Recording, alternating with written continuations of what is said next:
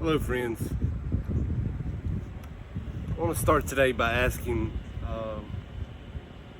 just a simple question. How are you doing? Like really, how are you? In line with the tradition of Wesleyanism, I would ask, how is it with your soul?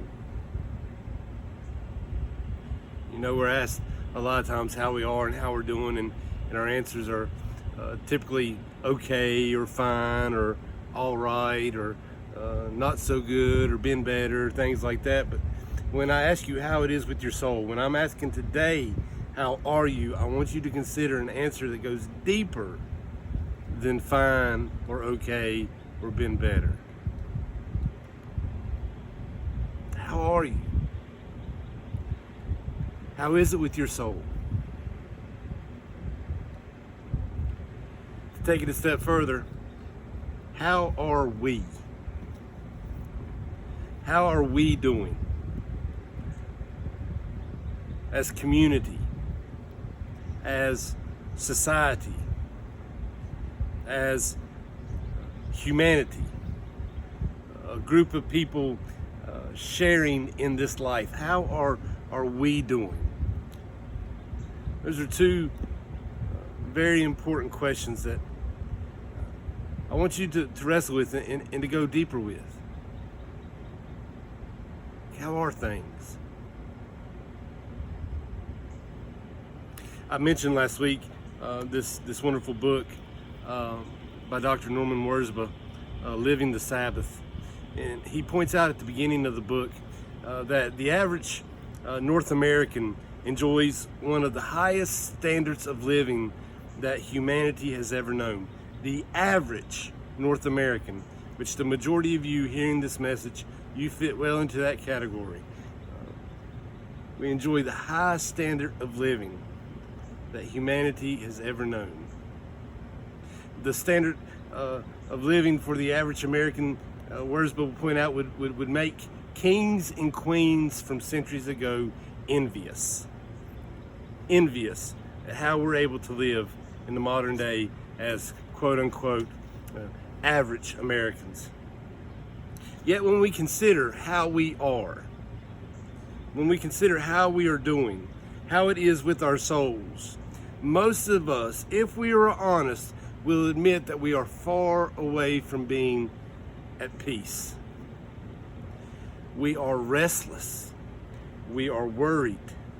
We are unfulfilled, and we are dissatisfied. We are a people who are far from being at peace. And we spend a great deal of time and effort and money on trying to make the restlessness go away. We try to invest a lot of time and money to find the right balance of therapeutics, of medicines, of diets, of cable television, and various other strategies to make ourselves finally feel comfortable in our own skin. But none of them seem to work for any prolonged amount of time.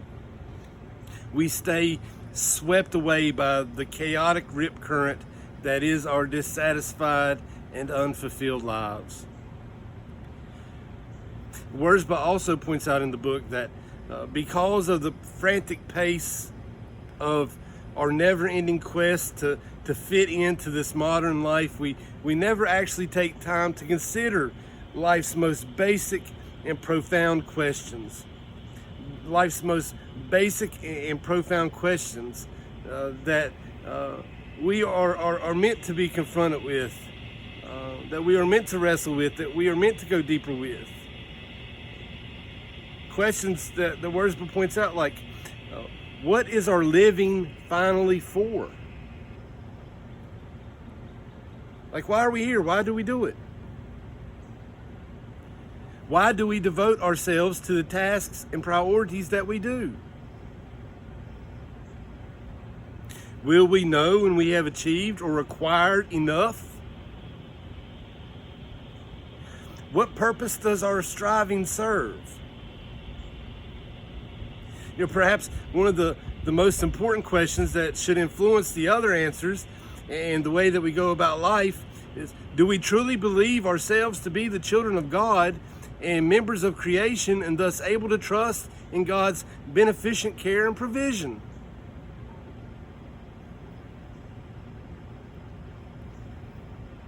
He's sitting on something there with those questions.